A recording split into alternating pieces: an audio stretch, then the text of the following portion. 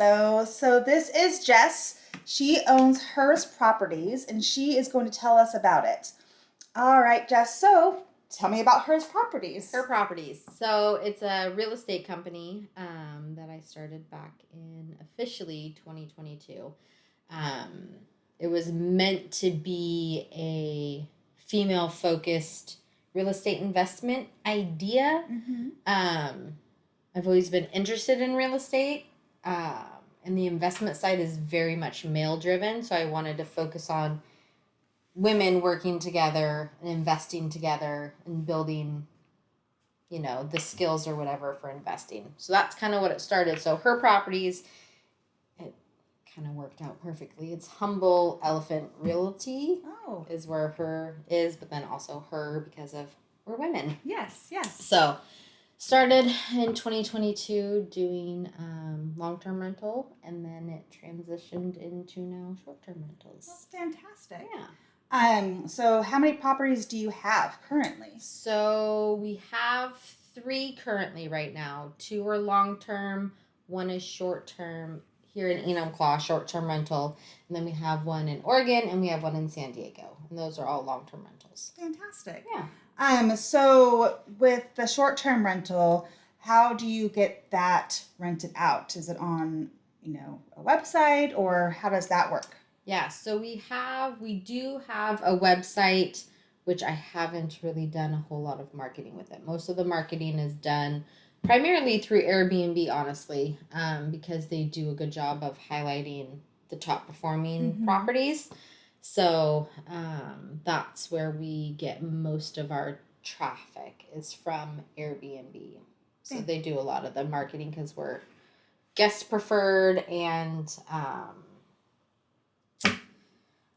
the badge is, top host. Oh, top host. Yeah. Gotcha. Yeah. How did you decide to open up the short-term rental here in Enumclaw? So I had it as a long-term rental, and we were trying to figure out how to get more revenue from it. And with it being so close to downtown Enumclaw, and Enumclaw's done such a great job with their downtown area since COVID, and with the new build out and renovation of Crystal Mountains, bringing a lot of people around. And so we were trying to figure out a way to make a little bit more money, and that's where we transitioned into a short-term rental. Fantastic. Did it take you a long time to get that property up and running, or what are the avenues that helped you get it started with renting it out? Yeah, so it was actually a perfect storm because we had a long-term renter in there, and they decided to not renew their contract in October. So we had a couple people reach out that really wanted the property. But to really make any money off of it, it didn't make sense. We'd basically still be breaking even. And, we were fine with that for a little bit. It was like we're transitioning into money-making mode. So when they didn't renew their contract in October, we kind of thought about it maybe for like a week. And then we're like, nope, short-term rental. And then started renovations right after... Actually, no, it was the 1st of November. Oh, okay. So it was very quick. And then we were supposed to be done by December 15th, had some issues with the contractor and delays and a lot of things, but we went live in February. So, awesome. Yeah. What were the biggest weaknesses and your biggest strengths when it came to opening up that property, and then also as it continues being available through the rental service? Yeah, so my biggest strength definitely is the customer service side, the guest experience. I know how to set up a property. I know what they're looking for because I know what I'm looking for when I go to a property. I think the biggest struggle with this particular property is that prior to being a long-term rental, it was also my personal home. So I already had the preconceived notions of what I wanted it to look like. And so balancing that with the contractor, I'd never done this extensive of a renovation before. So balancing what I wanted versus what the guests wanted, and in the time frame and within the budget. So that was probably the biggest, learning how to communicate and manage the contractor and all the subs and everything that went into that. God, yeah. And then, were there anything you had to do, like with the to get permits, or was it pretty accessible just to put it online, or? Yeah, it was pretty seamless. Like Enumclaw, they do have a pretty stringent criteria for their Airbnbs within city limits, but super helpful, super nice to get everything done. And they came and did the inspection, and we got everything. We were nervous with just one bathroom, how many guests we could have. Sure. But apparently it's based off of bedrooms. Oh, okay. So we were still able to get, more head count in the space, which allowed us to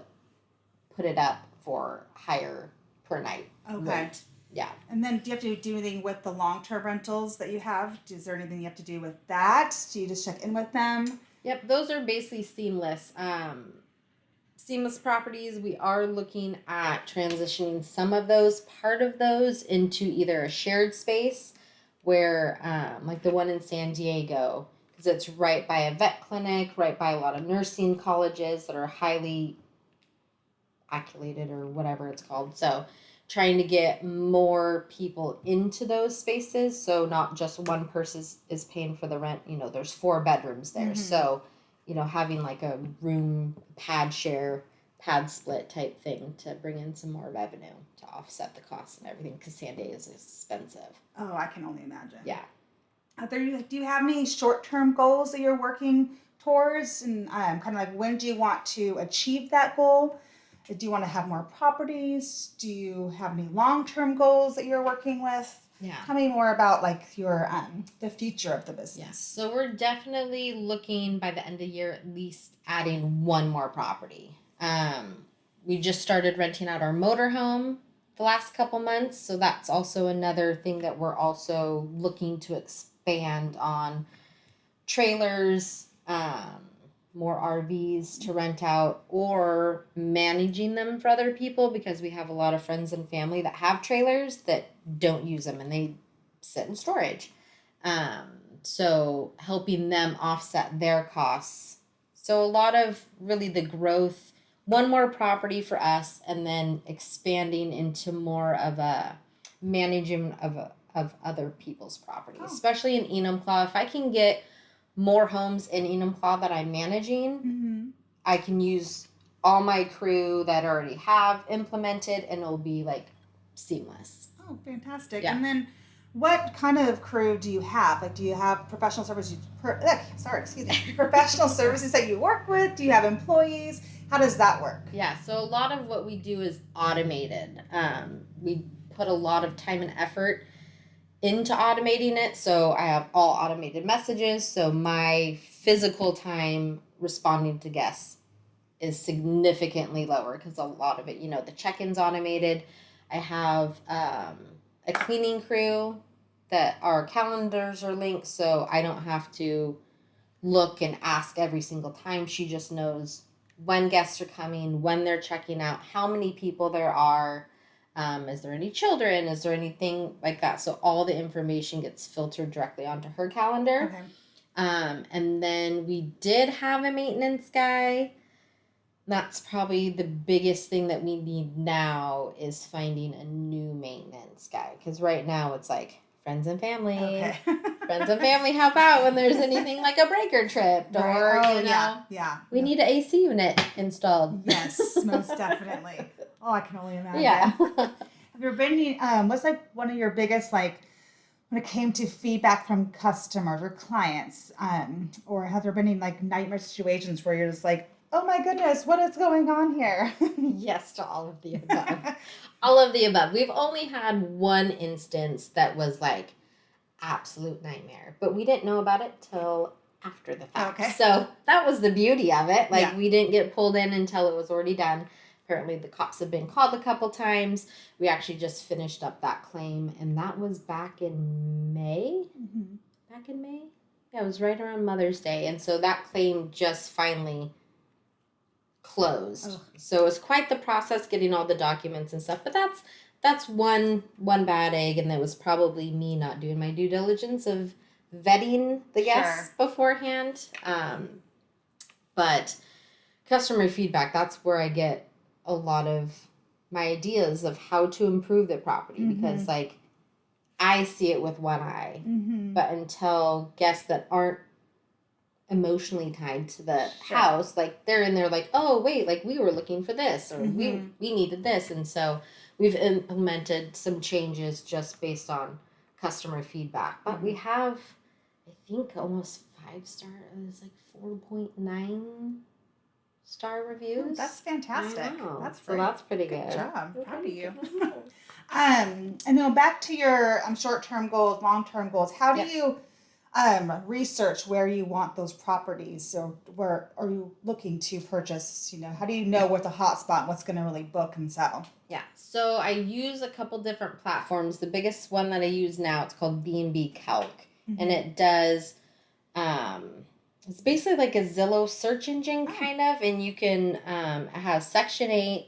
It has short-term rentals and long-term rentals. So within those different categories, it'll give you more information. Like, so if you're looking for a short-term rental, you can put in the purchase price of whatever address, type in the address. Yeah. A lot of it populates just from Zillow or Redfin or whatever. Yeah. And then it calculates the average nightly rate. You can input if you have any management expenses, if you have any renovation expenses, anything like that, and it'll give you a detailed report of this is what you'll make in a month, a year, 5 years, 10 years, and it kind of walks you through the process. Is it a good deal? Is it not a good deal? Okay. Based on like the purchase price. Oh. Yeah. Well, is there anything I've been thinking about all that, like so many opportunities and so many scary things can also come with that too. It's knowing where to invest all your money. Yeah. Is there anything that I can do maybe with that to help out? Maybe I can run some numbers for you, or that's research is always the biggest thing because I get in rabbit holes or don't have the time to do it. So researching different areas that I'm not necessarily familiar with. Sure. Crime rate's a thing. Okay. Oversaturation of certain markets is a thing because like you hear things like, oh, Nashville. You know how many short-term rentals are in Nashville? So like going just outside where it's still Nashville super accessible and like different areas. I'm always looking for help. Okay, well, I researching can do that.